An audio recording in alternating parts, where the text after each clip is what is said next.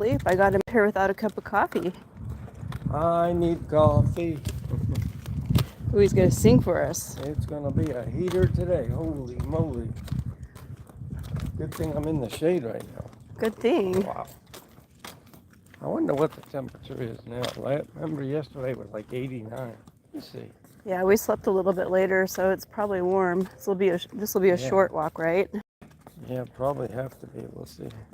You want to check? Here, I better get a bag. Meg, oh yeah, it's 8 o'clock. Meg actually does pretty good. It's not like our old dog.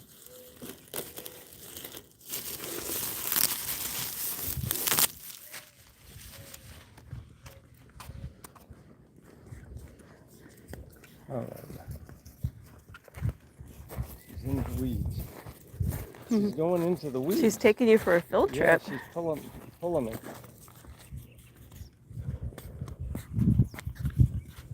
All right, here we go. 92. 92, okay. 92. So I think we'll probably just stay on this sidewalk, maybe go up and down a little bit. 92 is gorgeous in the evening when the sun's not shining. But when On the path between the houses. It's Yeah, it's a little sounds good. cooler than like the normal walk. Don't want to overheat ourselves or her. She's looking for the spot. It's July. Yeah, she's got some business to do, huh? So we picked a bunch of carrots last night, and I had one. It was really delicious. Did you try a carrot? No, I will when we get back for breakfast. How's that? That sounds good.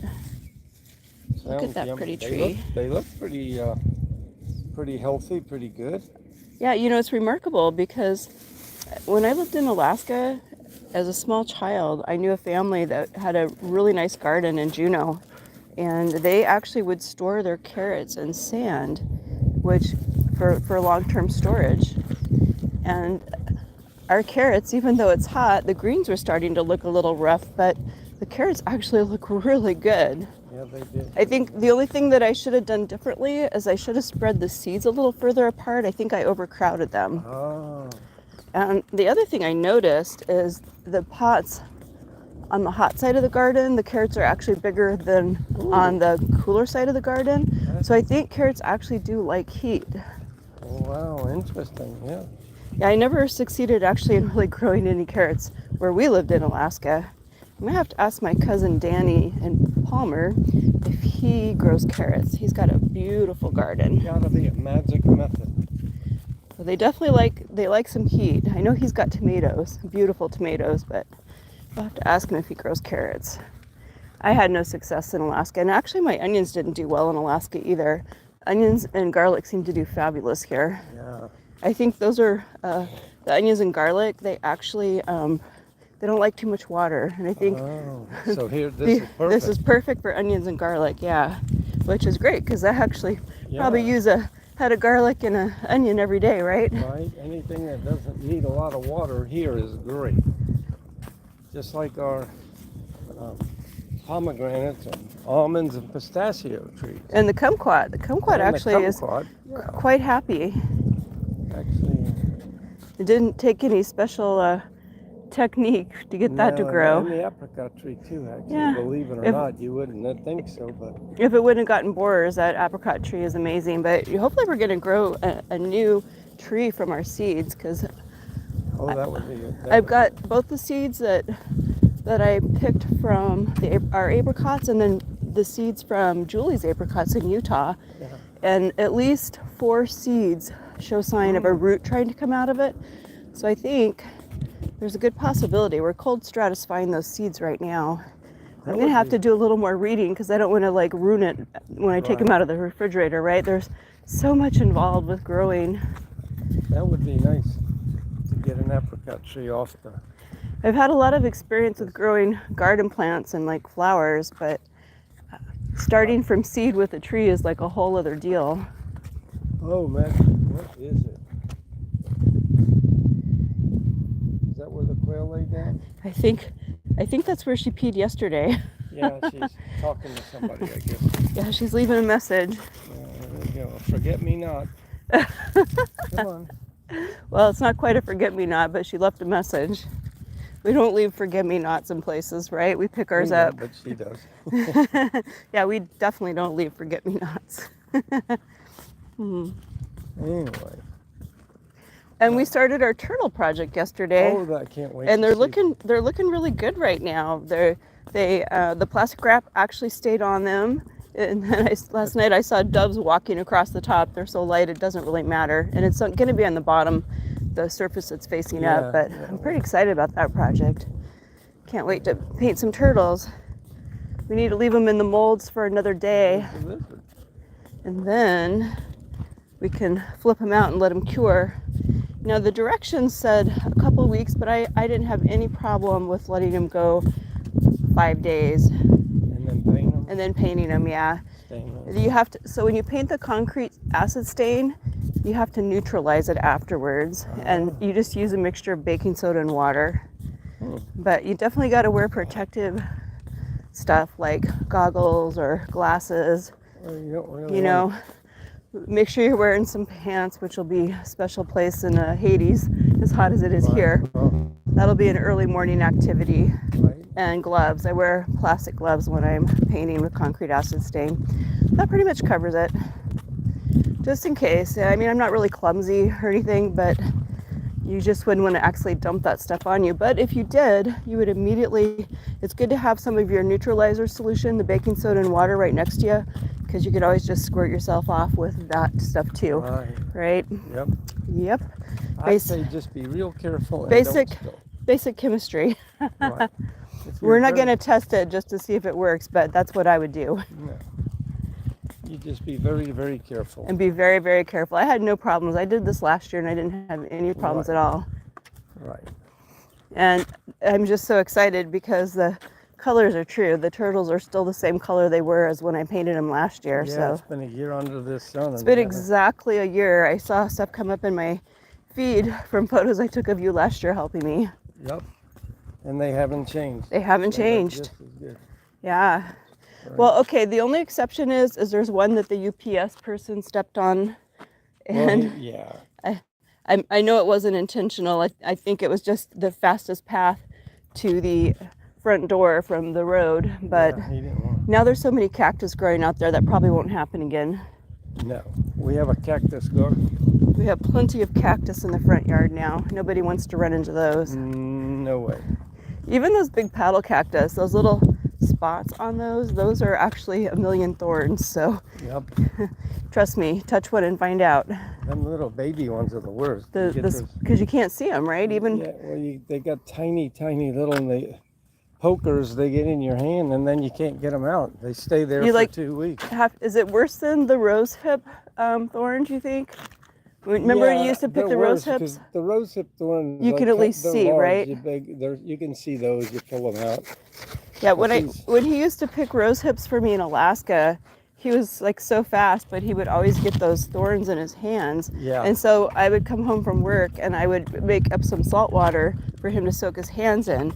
And the rose hip thorns came out easily that way, but I don't know, does the cactus work that way? No, not as good. I think some of the cactus have barbs. They have barbs, yeah. So they go in and then they're just hooked there, and then you try to pick them out and you just break it at the skin line. What's really crazy is the rabbits eat those, and I was really surprised because there's actually some rabbit bites on the ones that we have in the backyard too. Yeah, rabbits. Those little buggers. Amazing, they can eat cactus. In Alaska, I used to see those eating the boughs off of spruce trees, and I kind of felt sorry for them, but I don't feel so sorry for them now because they want to eat everything I'm growing. Yeah, but there's plenty of wild stuff out here. Look, speaking of rabbits, there's one right there. See them? They're all over the place right now. I guess they had another. I mean, how many litters do they have? 90? I don't know. It's something crazy. Or no, I'm confusing them with rats. Rats have a bunch of. There he goes. Oops, that was fast. Bye, buddy. These rabbits have it made out here. They have so much to eat. They eat all that. Look at all that stuff. And cactus. Run, rabbit, run. Lots of rabbits. Let's go up here. This area is more shaded, and this is a reflective surface also. She likes it. It's definitely cooler up here. You can feel it. Oh, right. I'm saying You get a little bit of shade with these trees too, which is kind of nice. That's what makes it so nice. 92 is actually very comfortable if you're not in the sun. I would never would have believed this because in Alaska, 90 was like deadly hot with the humidity. Right. One time we had a month of 90 and it was just miserable there because nobody has air conditioning in Alaska. But here, 90 with no humidity is really nice. Very comfortable. Very nice. Until you get out in the sun, then it's a little bit warm. Not hot, but it's warm. But 90 is doable here, right? Very doable. So good to know. If you have no humidity, 90 isn't so bad. But I think if you have a lot of humidity, ooh, watch out. Yeah, like Those are so cool. I don't know what they are. It looks like our cat's claw, don't you think? I'm kind of glad it did. What's this? Oh, okay, that's it. That's their pods. Yeah. But wow. yesterday, yeah, right here, this branch right here, this was actually suspended, hanging from those. So, and look, I think it's growing up in this tree, which is dying. So we definitely don't want to let that cat's claw get in any of our trees. Yeah. Hmm. See right here? Now you can really see. It's not. This isn't tree foliage. This is the cat's claw. That's crazy. So I guess it's a little bit parasitic, which explains its claws that hook into everything, whether it's cement or another tree. That cat's claw bloomed. Ours has never bloomed. Maybe it gets a lot of sun or something. Interesting. Just as well. When you see what it did to that tree, it's like, Well, we're going to keep it away from our fig tree. That's right. Right? That's right. Although the fig tree kind of has its own self-defense. The sap on the fig tree, that's caustic. You don't want to get that on your skin either, like when you're pruning. I always do, but I know you shouldn't. And speaking of which, we actually need to take the growth notch off of the figs so that the rest of the figs ripen. As long as it's growing and getting taller and taller and taller, it won't put energy into ripen the rest of those figs. And man, I want to eat some more figs. How about you? Me and you too. Those figs are so good. Yummy. Growing up in Alaska, we never, of course, had fresh figs. They were just dried figs, so I never really thought that much of them. I ate some of them, but tell you what, fresh, ripe figs, oh my goodness. So good. They're so sweet. They're just amazing. Oh, don't let her smell that. She doesn't even, you don't need that. So, and when I visited Mom, interestingly enough, last year, she actually knew what figs were. Oh, wow. I was so surprised, but she grew up in Alabama, so. Well, I think. I don't know if they have, I don't remember seeing fig trees when I was a kid. I think they're out. I read that they actually, oops, oh, she's getting me. I read they grow in North Carolina. Oh, do they? Yeah, I wonder if they grow, I guess I should read where all these figs grow. But those figs are delicious. Wow. Maybe they were there. I just didn't. As a kid, you don't think, oh, there's a fig tree, you know? Yeah, kids don't think. Not everybody says what fruit trees grow, what edible foliage grows. That's me. I'm definitely a gatherer. I remember the orange, apple, and cherry trees. Can you reach those two mesquite pods? Sure. Give them a big yank. Thank you. It's going in our pile. Come on, man, this way.